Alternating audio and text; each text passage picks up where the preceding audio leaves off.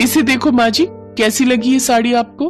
अरे वाह बहू, ये तो बहुत ही सुंदर साड़ी है, लेकिन काफी महंगी लगती है। अरे आप उसकी फिक्र क्यों करती हो माँ जी, और ये सलवार सूट का कपड़ा मेरी बिंदिया के लिए। अरे वाह भाभी, कितना प्यारा सूट है। थैंक यू भाभी। अरे मैं तेरी भाभी हूं ना, तो फिर अपनी प्यारी ननद के लिए इतना तो बनता ही है। इतने दिनों बाद आई हूं तो कुछ तो लाऊंगी ना तेरे लिए। मैं ममता की तरह थोड़े ही हूं कि बस मुंह उठाया और चली आई।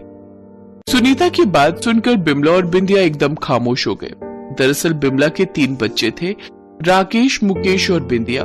राकेश पढ़ने में शुरू से अच्छा था, इसलिए वो शहर में एक कंपनी में मैनेजर बन गया, लेकिन मुकेश का पढ़ने में हाथ जरा तंग था, तो वो शहर जाकर सब्जी का ठेला लगाने लगा और बिंदिया अपनी माँ बिमला के साथ गांव में ही रहती थी।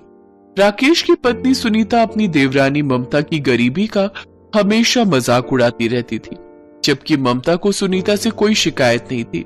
फिर उसी शाम, और बिंदिया, आगे के बारे में क्या सोचा है? भाभी, इस साल 10वीं है तो सोचा है कि आगे की पढ़ाई शहर में करूं, ताकि बड़े भैया की तरह मैं भी अच्छी नौकरी कर सकूं। बहुत अच्छा सोचा है। मैं तो हमेशा से कहती हूँ कि तू मेरे पास आ जा, मैं तुझे अपने साथ बहुत प्यार से रखूंगी। अरे नहीं नहीं बहू, तुम्हारे पास भी तो कितनी जिम्मेदारियां हैं। बिंदिया की जिम्मेदारी भी ले लोगी तो तुम परेशान हो जाओगी। अरे माँ जी, कैसी बात कर दी आपने। ये मेरी प्यारी ननद है, सिर आंखों पर बिठा कर रखूंगी इसे। सुनीता की ये बात सुनकर बिमला के कलेजे को बहुत ठंडक मिली। दरअसल बिमला अपने पति की तरह ही कैंसर से जूझ रही थी और फिर ठीक 1 महीने बाद ही उसकी मौत हो गई।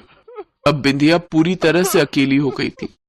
दाह संस्कार के बाद बात छिड़ी कि अब बिंदिया को कौन रखेगा। तुम मेरे साथ चलो बिंदिया। अच्छा, और वो तुम्हारे पास जाकर क्या करेगी? सब्जी बेचेगी? मेरे पास रहेगी तो मैं इसे पढ़ा लिखा कर काबिल बनाऊंगी, ना कि तुम लोगों की तरह गरीब और गंवार। ममता अपनी जेठानी से भिड़ना नहीं चाहती थी। वो सुनीता के ताने सुनकर चुपचाप वहां से चली गई। सुनीता ने इसे अपनी जीत मान लिया। फिर शाम को, छोटी भाभी, मैंने फैसला कर लिया है कि मैं बड़ी भाभी के साथ जाऊंगी। इसलिए नहीं कि उनके पास पैसा है और मुझे वहां सारे ऐशो आराम मिलेंगे, बल्कि इसलिए क्योंकि मैं जानती हूँ कि छोटे भैया ज्यादा पैसे नहीं कमा पाते हैं, और अगर मैं आपके पास रहने आ गई तो उससे आप दोनों की परेशानियां बढ़ेंगी, और मैं आप दोनों पर बोझ नहीं बनना चाहती। कैसी बात कर दी तुमने बिंदिया, हमारे लिए तुम हमारी बेटी की तरह हो। खैर, अब जब तुमने फैसला कर ही लिया है तो तुम बड़ी भाभी के साथ चली जाओ, लेकिन याद रखना, तुम्हारी एक और भाभी भी है, जिसके घर और दिल के दरवाजे हमेशा तुम्हारे लिए खुले रहेंगे। इतना कहकर बिंदिया ममता के गले लग गई। वो दोनों खूब रोए, क्योंकि उन्हें खुद नहीं पता था कि अब वो दोनों कब मिलेंगे, फिर पूरे 10 सालों के बाद। और अब बारी है उस जाबाज पुलिस ऑफिसर की, जिसने अपनी जान पर खेलकर 10 मासूम बच्चियों को हैवानों के चंगुल से बचाया। एसपी बिंदिया शर्मा को खबर मिली कि कुछ लोग मासूम बच्चियों को बेचने के लिए ले जा रहे हैं, और फिर एसपी बिंदिया शर्मा ने उन बदमाशों से लोहा लेकर उन मासूम बच्चियों को बचाया। वो सारी बच्चियां गरीब घरों से थी। एसपी बिंदिया शर्मा को मुख्यमंत्री जी सम्मानित करेंगे, और साथ ही हम चाहेंगे कि एसपी मैडम हमें अपने बारे में कुछ बताएं। मैं बिंदिया शर्मा, एसपी नौरोजाबाद। इस हौसला अफजाई के लिए आप सभी का शुक्रिया। आज मैं अपनी जिंदगी का एक बड़ा राज आपके साथ शेयर करना चाहती हूँ। मैं जानती हूँ कि गरीब की बच्ची को पढ़ाने लिखाने के सपने दिखाकर उसे बेच देना कैसा लगता है। मैं जानती हूँ कि अपनों के धोखा देने का दर्द क्या होता है, क्योंकि ये दर्द मैंने भी सहा है। मैं गांव में मेरी माँ के साथ रहती थी। जब मेरी माँ की मौत हुई तो मेरी दोनों भाभियां मुझे अपने साथ रखना चाहती थी, पर मैंने अपनी अमीर भाभी के साथ रहना चुना, क्योंकि वो पैसों वाली थी, जबकि मेरी छोटी भाभी गरीब थी और मैं उन पर और बोझ नहीं बनना चाहती थी। मुझे लगा था कि मेरी बड़ी भाभी मुझे पढ़ाएंगी लिखाएंगी, लेकिन वो सब एक ढोंग था। वहां पहुंचते ही उन्होंने मेरे हाथों से किताबें छीनकर मुझे घर के कामों में लगा दिया। एक नौकर से ज्यादा मैं उनके लिए कुछ नहीं थी।